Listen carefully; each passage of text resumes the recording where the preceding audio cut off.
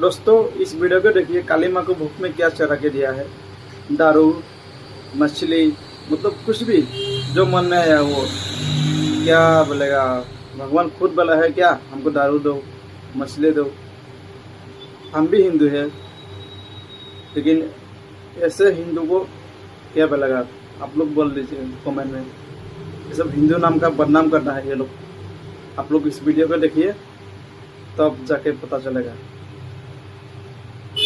মাছের মাথা খা, ভক্তের শত্রুর মাথা তুই চিবিয়ে খা। জয় মা পরমেশ্বরী, এনে মা শোল মাছ খা। তাড়া হয়ে তোর শত্রু, তোর বিপক্ষে যারা আছে তাদের চিবিয়ে খা। তুই জীবন্ত প্রমাণ দে এবং ভক্তদের শত্রু নাশ কর। মা এনে তো সন্দেশ খা। এবং আমাদের এই কারণ মাকে নিত্যভোগে দেওয়া হয়।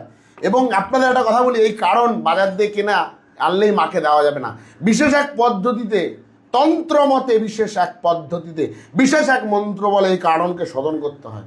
সেই সারণ শোধন করে তারপর মাকে দিতে হয় বাজার। এবং মায়ের ভোগে আমাদের নিত্য মাছ মাংস যা আছে সবটাই শোধন।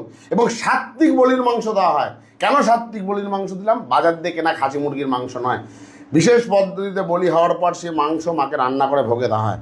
এবং মাকে এই কারণ দেওয়া হয়েছে। এবং পরমান্ন এবং বিভিন্ন পঞ্চ ভাজা এবং মায়ের প্রিয় কালাকাদ মিষ্টি মাকে নিবেদন করা হয়।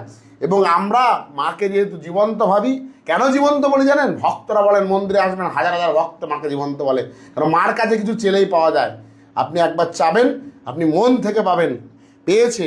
এবং পাওয়ার সঙ্গে সঙ্গে আপনি এই ভোগ দর্শনে আপনার দুর্ভোগ কাটে। আজকে ভক্তদের জন্য এই দর্শন করালাম, এই ভোগ। কেন এই ভোগ দর্শনে দুর্ভোগ হবে। কালী কালী মা কালী, কালীকে চ পরমেশ্বরী, ধর্মার্থ মোক্ষ দেবী।